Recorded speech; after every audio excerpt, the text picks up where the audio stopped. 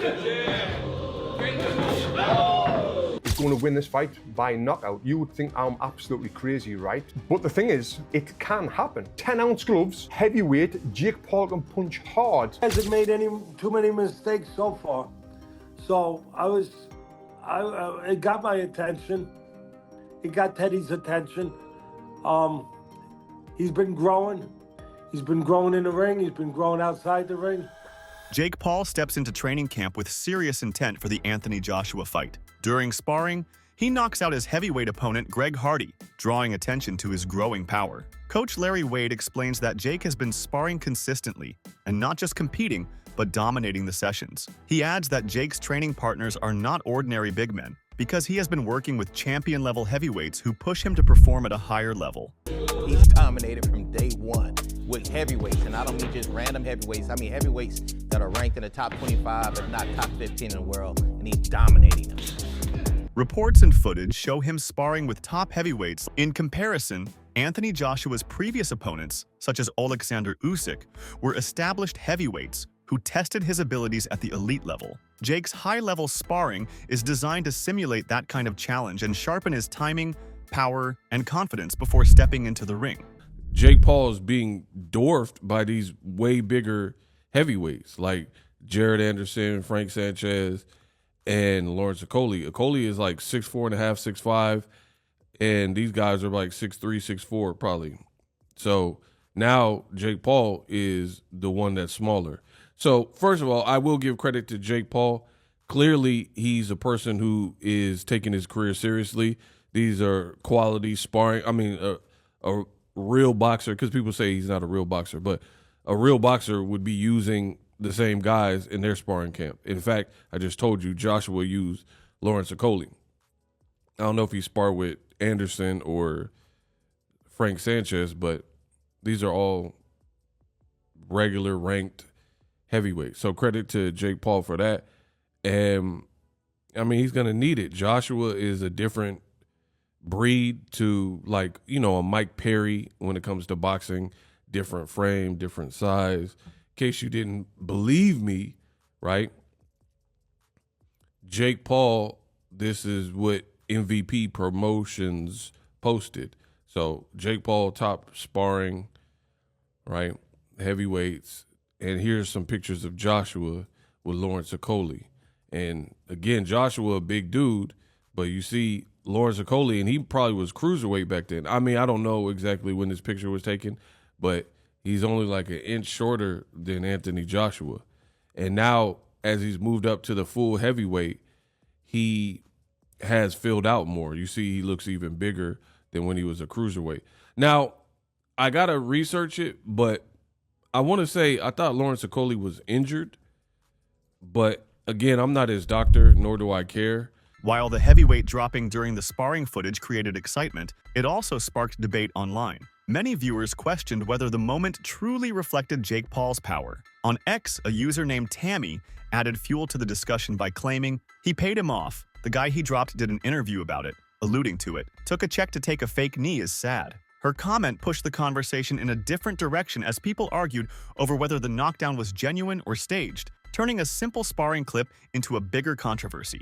Another user, Ton Marino, commented on the matchup, writing, "Is that Greg Hardy? If so, that explains it. Dude's got a magnet for a chin." The remark highlighted the perceived toughness of the heavyweight and sparked further debate about Jake's performance. Fans debated whether the knockdown truly reflected Jake's striking power or the durability of his opponent. The clip became a topic of conversation as people analyzed every detail, from technique to the fighter's resilience. Tony Jeffries has observed Jake Paul's journey in boxing over the years and acknowledges the significant improvement he has made since his early days. According to Jeffries, Jake has come a long way from where he started, developing considerable skill and becoming a more capable fighter than many initially expected. However, he cautions that stepping into the ring with Anthony Joshua represents a challenge far beyond anything Jake has faced before. While Paul's development is impressive, the caliber and experience of a world-class heavyweight like Joshua is a level that may test his limits both technically and physically.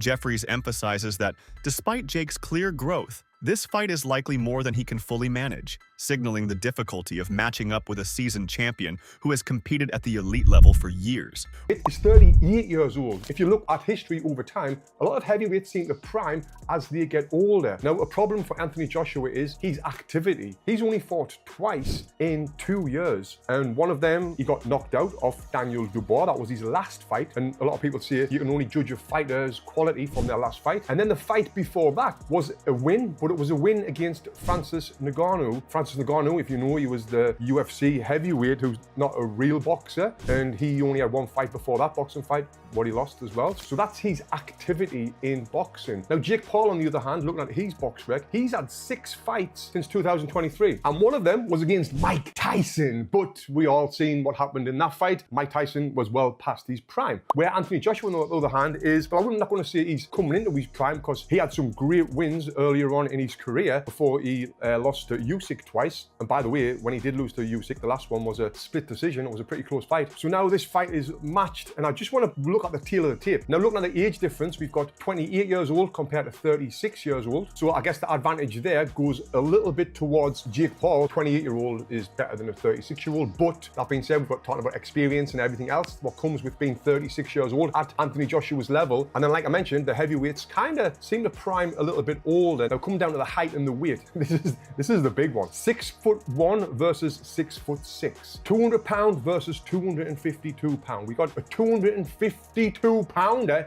in Anthony Joshua. The reach advantage is a lot, which we would expect. Amateur fights, we can see that Jake's only had one, where AJ's had 43, but 43 of them are including at the highest level, Olympic level.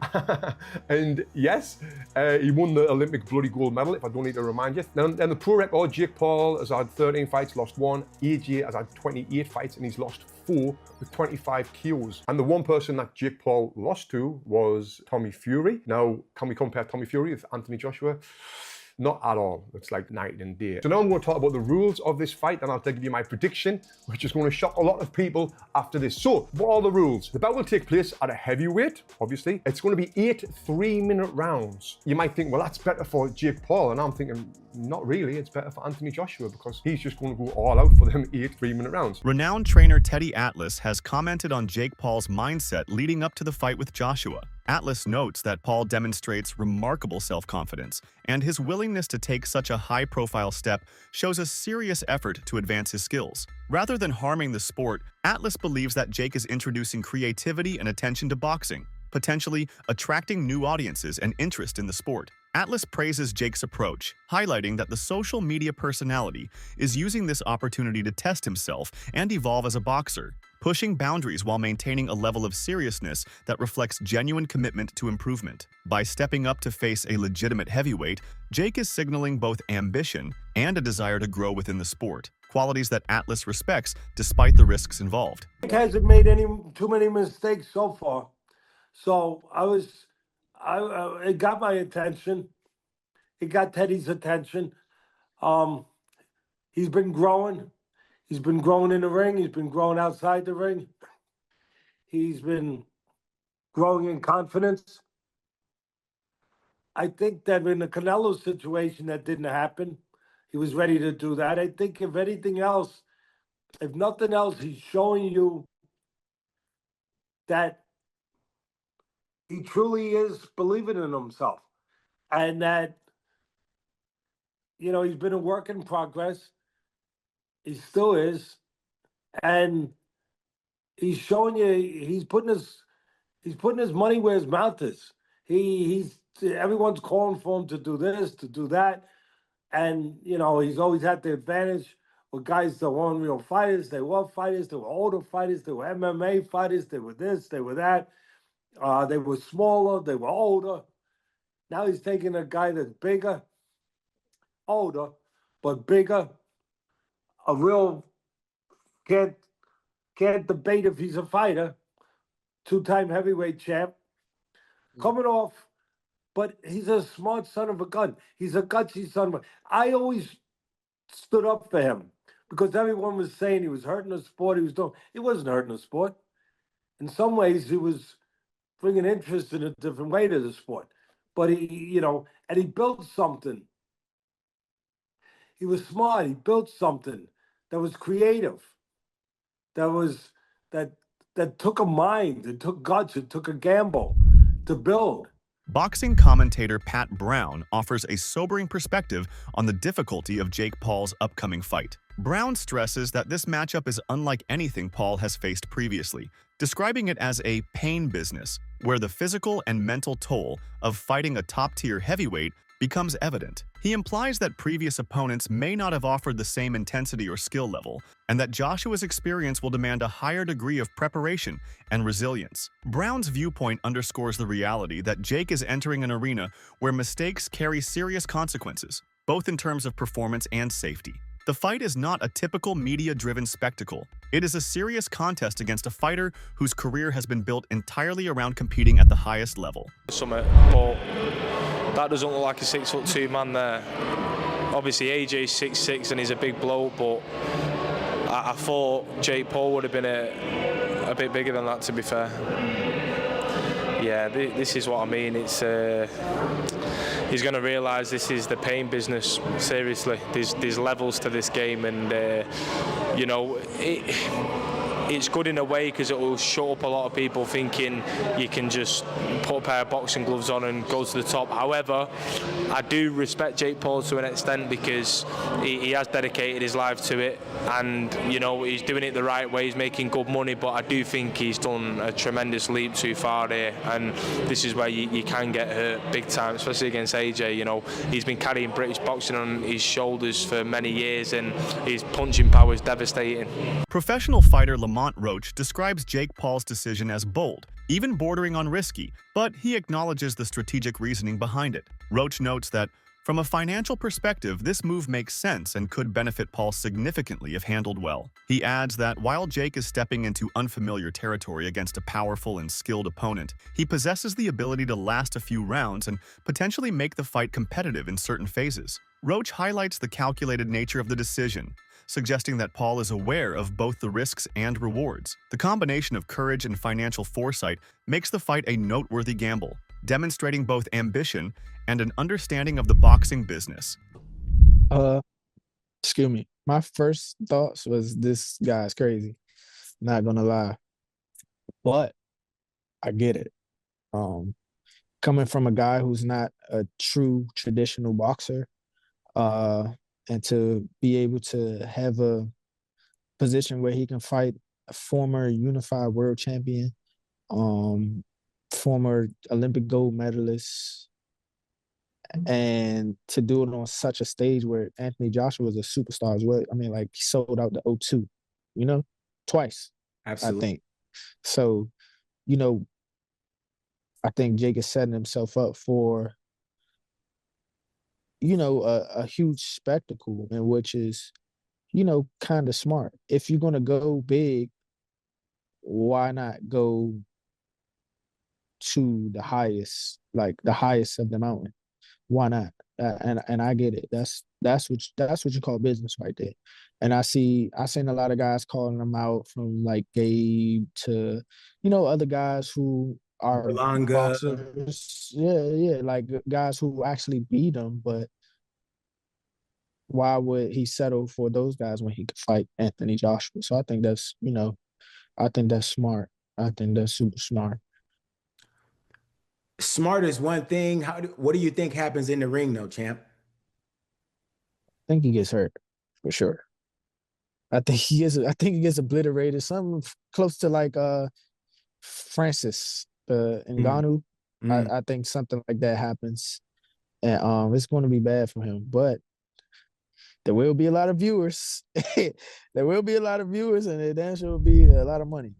Legendary boxer Nigel Benn expresses concerns regarding the influence of entertainment-driven bouts on the professional boxing world. Ben argues that when celebrities or social media personalities enter the ring, traditional boxers who dedicate their lives to the sport may not receive the financial recognition they deserve. The pay disparity is stark, as crossover events featuring high-profile figures can generate massive sums, while established professionals often earn far less despite years of disciplined training and competitive experience. Ben emphasizes that such matchups create an imbalance in the sport. shifting attention away from career athletes and towards spectacle-driven narratives. His observation raises important questions about the broader impact of social media fighters on boxing's financial and competitive ecosystem.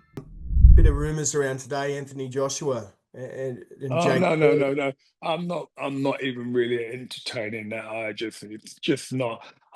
Being a two-time heavyweight champion of the world, it's I don't know, YouTubers. I'm not really into all them influencers coming in there, and there's like some boxers that really work their butt off, don't get paid like what these guys are getting. And Anthony Joshua being a former world champion should be fighting like someone in the top 5, top 10. So I really got much time to talk about that. Not You think it's interested really. bad for boxing? Well, not bad for boxing. If people want to pay to watch it, then who am I? I'm just giving you my opinion. Who's not worked his way through the ranks to earn that shot at the former world champion? No, not at all. A significant portion of boxing enthusiasts have voiced strong criticism over the potential matchup between Anthony Joshua and Jake Paul. Fans argue that pairing a seasoned heavyweight champion with a social media figure who lacks a traditional boxing record undermines the integrity of the sport. Many consider it the most extreme example of boxing being turned into a spectacle, where entertainment and viral attention take precedence over skill and competitive fairness. Observers warn that the fight presents real dangers for Paul, as facing a fighter of Joshua's caliber could result in severe consequences. The sentiment among fans is clear. While Paul may have developed his abilities, the risk of being overmatched by a true professional heavyweight is substantial. Jake Paul versus Anthony Joshua, your thoughts on this fight? I wouldn't bet on it myself because I just think it's dodgy. Because if I was thinking in my head and I was betting on it, I'd bet AJ within 2 rounds and I'd put a lot of money on it. But I'm a gambling man, actually. I'm a gambling addict. And I need help, but yeah, I'm not even gambling on this one. I'm leaving it out. How do you see it going? Don't know. Could go anyway, just because I just think it's a bit mad. Did the press conference surprise you? How it seemed like a little tame. There wasn't much trash talk. AJ didn't seem like overly excited. No, to be honest, I don't watch boxing presses normally, so I don't know if that's AJ's character. If he's just a humble guy in general, I feel like he probably is. Right. I don't know though. Do you know? He's normally he is. But I thought I was surprised that Jake Paul didn't sort of try and play his mind games. Jake Paul was sort of playing nice almost in that presser, compared to how he compares against in other press conferences. He's talking to a fucking proper fella, innit?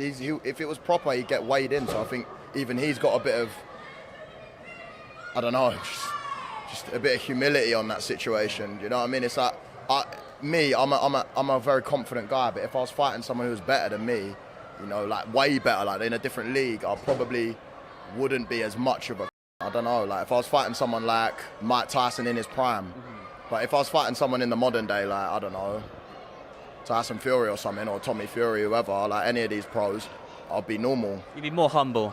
No, I wouldn't. I'd be normal with them types of fellas, but Mike Tyson in his prime, I'd be a little bit humble, do you know what I mean? One of them ones, but anyway. The release of sparring footage showing Jake Paul against heavyweights sparked both excitement and controversy online. Some viewers celebrated his performance, impressed by his ability to hold his own against larger, skilled opponents. Others questioned the authenticity of the knockdowns, leading to heated discussions on social media. Comments ranged from admiration for his technical growth to skepticism regarding the realism of certain moments, reflecting the broader debate about Paul's readiness for a top-tier heavyweight opponent. The sparring clips became a focal point for analyzing Paul's preparation and gauging how his development might translate when facing someone of Joshua's elite status. If indeed Anthony Joshua gets in the ring with YouTuber Jake Paul, and that's what he is, YouTuber Jake Paul, would you watch it? Simon, before we take some calls, with this seemingly in the pipeline, can we safely say goodbye to Anthony Joshua versus Tyson Fury? Well, I think it's done anyway, judging by the mood music that seems to be coming out from various camps. If you listen to Tyson Fury, he seems to be, despite the fact we've danced this dance before and walked this walk before, he seems to be talking in a very different way. There's no hyperbole. It's, I'm done. This is a younger man's game. I've done my bit. I'm at peace with where I am in life. I don't need boxing anymore. But not in the flash for cash way that Tyson often does it. In a more earnest way is my understanding of his sort of thought processes. So with that in mind, it almost feels that that's off the table anyway. Who knows? The draw of the enormous amounts of money that this one fight can generate This is the one fight that can really get everybody paid. I mean, the two protagonists. Whatever Usyk takes, tragically for him, he wouldn't even get anywhere near as much money as potentially being offered for the Fury-Joshua fight. What would earn AJ more of a pay packet, fighting Fury or fighting Jake Paul? Well, I would think tragically fighting Jake Paul. That's it for today's video. Stay tuned until next time.